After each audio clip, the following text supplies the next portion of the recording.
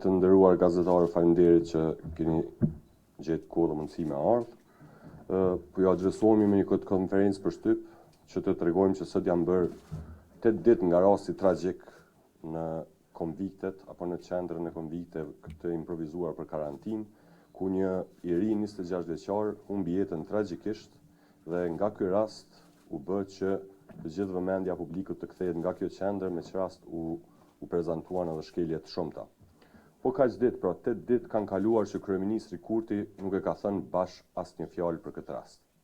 Siç kemi parë, kryeministri vazhdimisht del para publikut për tema edhe më banale, mirë po për këtë rast ka heshtur dhe nuk e ka thënë asnjë fjalë. Njëjtë ka vepruar edhe ministri Vitia, i cili përgjatë pandemisë ka qenë shndruar në një yll televiziv, mirë po ka kohë që nuk është paraqitur në publik. Nga ky rast, siç thash, u hapën edhe shumë dyshime të tjera për pararregullsi të ndryshme në këtë qendër të konvikteve. Ka shumë deputet të Kuvendit të Kosovës, të cilët me emra të ndryshëm, me dokumenta të ndryshme kanë prezantuar dëshmi të ndryshme, ku personave ju janë lëshuar certifikata të falsifikuara mjekësore për lirim nga karantina, po ashtu janë bërë lirime selektive nga karantina duke shfrytzuar lidhjet politike. Për më shumë, pra janë shfaqur edhe gjirime e dokumente të cilat dëshmojnë këto pretendime që po i them. Në raste të tilla, të rënda, siç ishte rasti tragjik i djalit nga Gjilani, hetimet duhet të jenë urgjente dhe rezultatet duhet të jenë tepër të shpejta, sepse janë pretendime shumë të rënda të shkeljeve të ndryshme. Tash që janë bërë 8 ditë, ne ende nuk kemi një raport zyrtar se çfarë ka ndodhur. Ende nuk kemi një raport ku tregojnë se si ka funksionuar zinxhiri komandues aty dhe ku janë gjetur shkeljet, cilat janë dëshmitë, sepse nuk mungojnë as dëshmitarët as dëshmitë që të arrijnë në këtë përfundim. Nuk po them që të mbyllen hetimet, por në këso raste duhet të ketë raportim të shpejtë në mënyrë që të evitohen të gjitha keqkuptimet dhe keqinterpretimet. Kjo ende nuk ka ndodhur. Personat të cilët kanë qenë fajtorë aty duhet të dalin para drejtësisë dhe të ndiqen penalisht. Përveç ndjekjes penale, janë 2 persona që duhet marrin përgjegjësi politike për rastin. Janë ministri Sveçla dhe ministri Vitia. Që të dy këta, ne nuk po themi që janë fajtor, por po themi me sigurinë e plotë që janë përgjegjës. Djali i ri që vdes në konvikte është mbajtur aty pa dëshirën e tij dhe që është më keqja pa pasur asnjë faj.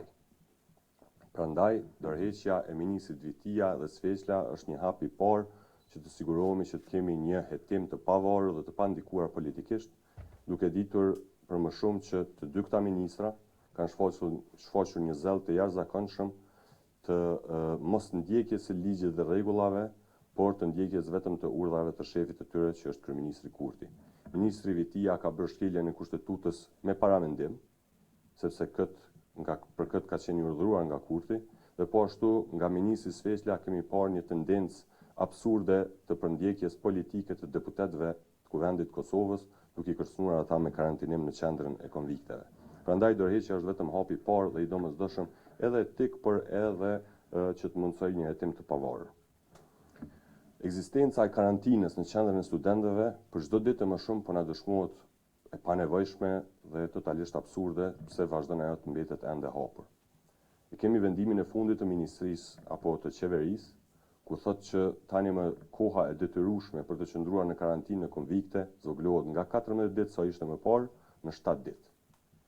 Ky është një vendim që nuk ka kurrfarë baze as shkencore as mjekësore, duke ditur për të dhënat për virusin, i cili shfaqet kryesisht rreth 14 ditë më vonë.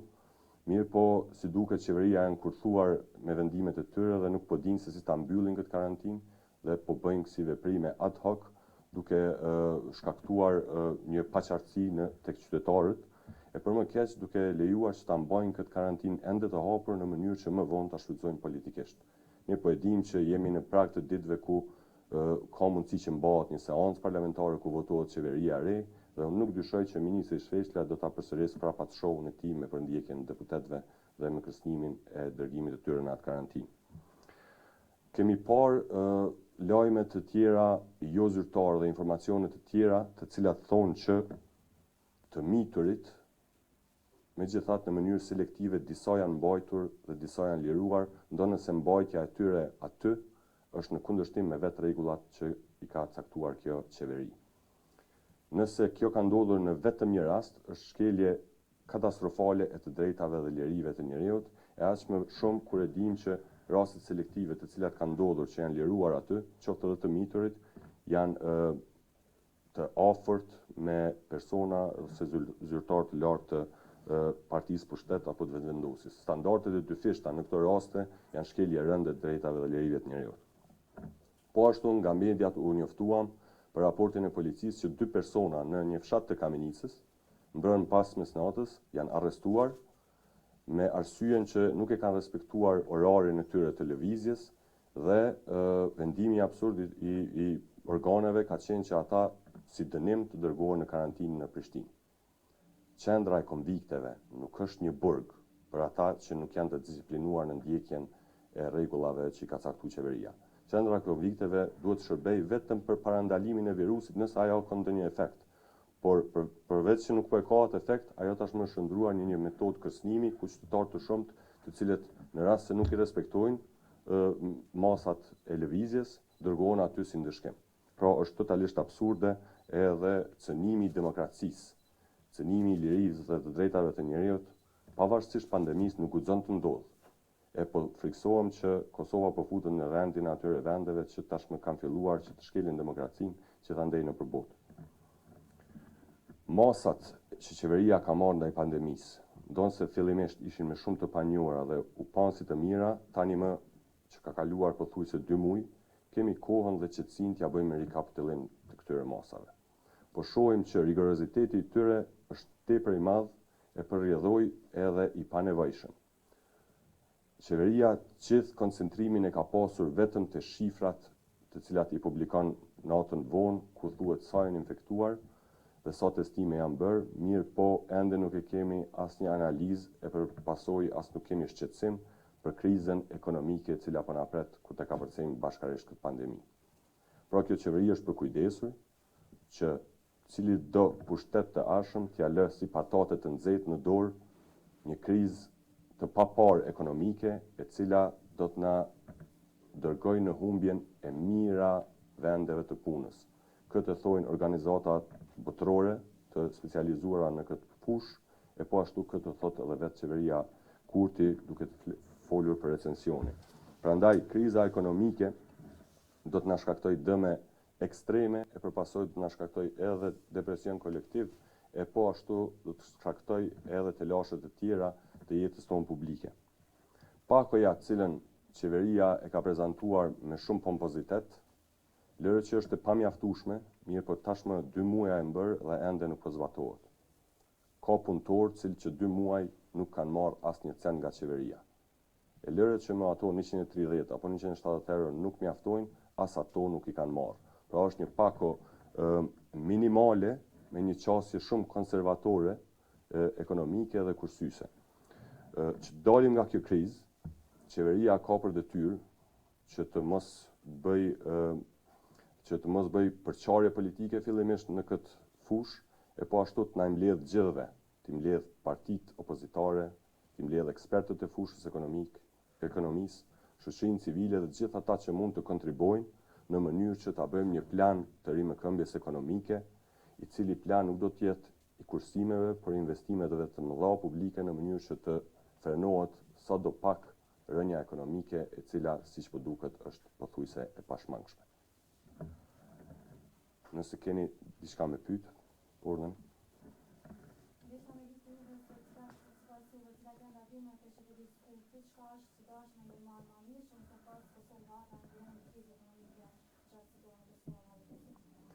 Jemi në fazën ku gjithandej në përbot masat janë tepër më të lehtësuara se sa këtu në Kosovë. Pra sot lexova Zvicra shumë shpejt hapa dhe shkollat, ndërsa në Kosovë hapja e shkollave është në një as nuk shihet as në horizont. Nuk është ideja vetëm të mësimi, mirë po përderisa fëmijët janë në shkollë, prindërit mund të punojnë. Përderisa fëmijët janë në shtëpi, nuk kanë se si do të punojnë, prandaj po mendoj që gabimet kryesore kanë qenë në qeveria në vend se ta frenoj panikun, besoj që ka shtuar panikun e përrjedhoi, ka shkaktuar dëme të parikuperueshme në ekonomi. Shumë fushat e ekonomisë nuk kanë filluar punën fare. Shumë njerëz presin që nuk e di se si do t'i mbulojnë gjitha ato miliona të hyra të cilat tashme kanë një dëm të paraushëm dhe nuk do të kthehen. Qeveria është dashur të jetë me sy qel, pajtohem me masat e rigoroze në start të pandemisë, mirë po masat të tilla të vazhdojnë për 2 muaj rresht, kur bota tani më ka kaluar në qasjen e të jetuarit me virusin, janë absurde. Ne po presim që në momentin kur kemi 0 të infektuar, e kemi mundur virusin. Kjo nuk është as shkencore as e vërtet. Virusi do të jetë këtu deri gjendjes në një vaksine për të, e deri në gjendjen e gjetjes së metodave të shërimit. Prandaj duhet gradualisht të kalojmë te qasja e jetesës me virusin e as pak te qasja e panikut të mbylljes, sepse kjo do të na shkaktojë probleme tjera. Po.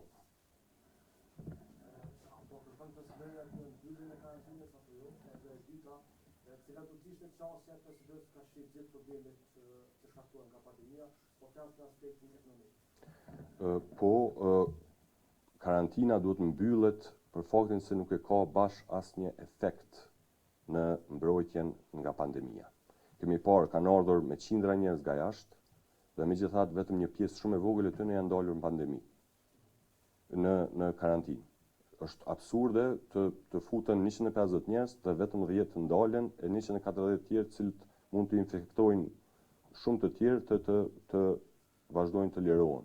Unë nuk po them që duhet ndalen gjithë aty, por po them që metoda e mbylljes e shfrytëzimit karantinës si burg, e aq më keq ajo politike si në rastin Pacolli, tregojnë një qasje të panikut të kësaj qeverie, e rrjedhimisht ajo tashmë edhe nga vetë vendimi i qeverisë nga 14 në 7 ditë që e ka caktuar, është absurde të vazhdoj të ekzistojë. S'ka argument shkencor as shoqëror.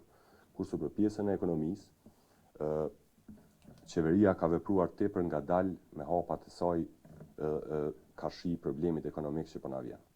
Si thash, është bërë një pako që është pako lëmosh kisha mujt me quajt, e cila qysh tashmë që po flasim ka shkaktuar shumë humbje të vendeve të punës, pasi që shumë kompani nuk i kanë regjistruar punëtorët që kanë punuar më herët, i kanë regjistruar shumë shpesh familjarët e tyre si punëtorë të rinj në mënyrë që përfitojnë atë shumën e 130 eurove, edhe besoj që do të ishte një pako shumë më komplekse, e cila do të ishte orientuar nga këndi investimeve publike. Unë nuk e kuptoj pse gjatë 2 muajve të pandemisë punëtorët e ndërtimtarisë janë dalur të punojnë. Sinqerisht nuk e kuptoj, po të kishim masa mjaftueshme mbrojtëse dhe masa të tjera mbrojtëse, shumë punë në ndërtimtari do të mund të kryeshin, po njëkohësisht edhe shumë investime publike qeveritare do të mund të kryeshin, edhe pa shkaktuar të llovi të ndryshme, qoftë në qytet, qoftë në vendet ku ato do të bëheshin. Pra duhet qeveria nuk kemi kohë për kursime tash. Tër buxhetin e shtetit duhet ta koncentroj në investime të mëdha publike, sepse kjo është përvoja edhe të krizave të mëhershme ekonomike.